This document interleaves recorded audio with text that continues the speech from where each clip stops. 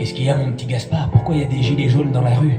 Et parce que la vie coûte cher et que on a des baisses de salaire, on perd parfois son emploi, on a des petites retraites. Regarde cette dame qui a une petite retraite, elle vient d'aller s'acheter des surgelés, elle en a pour plus de 100 euros.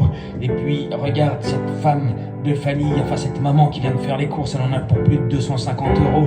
La vie coûte cher quand on va au supermarché. Et puis il faut y aller toutes les semaines, tous les 15 jours. Et puis il faut remplir il faut faire le plein d'essence, 70 euros pour faire le plein d'une petite voiture. Ça devient de la folie. Et tu as vu le prix des loyers, 1300 euros pour un appartement 3 pièces. Mais c'est quoi? C'est un délire à Paris, la spéculation. Et puis pour un petit studio, 800 euros, c'est très compliqué. Et regarde, la voisine, elle est elle est dans un logement insalubre et elle paye une fortune. Alors les gens sont épuisés et puis on a peur, on est inquiet pour l'avenir parce qu'on ne sait pas quels seront les métiers d'avenir.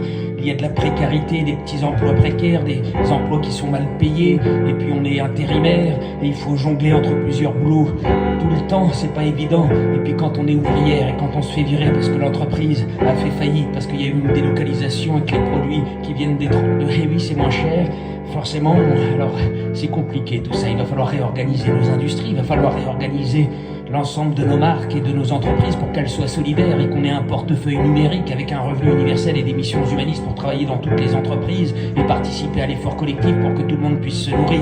Il y a des enfants qui n'ont pas de petit déjeuner et heureusement que le gouvernement a créé des petits déjeuners à l'école et heureusement qu'il y a de la solidarité, heureusement qu'il y a des bénévoles, mais c'est angoissant d'aller au Resto du Cœur et ne pas avoir d'argent.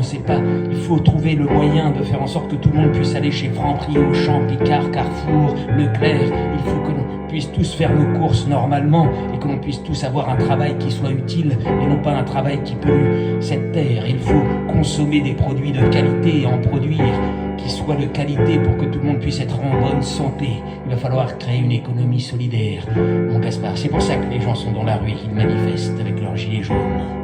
Parce que la vie coûte de plus en plus cher et que la vie est rude et on a peur de ne pas avoir assez d'argent pour se payer une maison de retraite. T'imagines 1900 euros, un EHPAD, 3500 euros dans la région parisienne, c'est de la pure folie. Les gens sont angoissés, ils sont épuisés et puis on attrape des burn-out, des maladies. Et tu imagines, là, il y a eu une coupure d'électricité, la grand-mère qui avait rempli son congélateur de nourriture, on a vu pour plus de 300 euros. 300 euros, c'est énorme de perdre 300 euros si t'avais... Eh oui, il faut une bonne assurance, il faut payer une bonne mutuelle, il faut tout ça.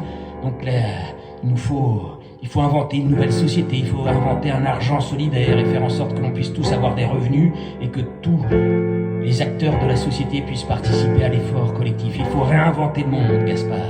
Il faut créer des débats politiques, mais il ne faut pas accepter la violence. Hein, si tu mets un gilet jaune, il faut être un manifestant avec un grand cœur, solidaire, de nos CRS, de nos pompiers, de nos policiers, de nos gendarmes. Il faut tous être dans le même camp, dans le camp des bleus. Allez les bleus, on est une équipe solidaire, gilets rouges, gilets jaunes, gilets violets, costume cravate, patron, ouvrier, il faut être une équipe.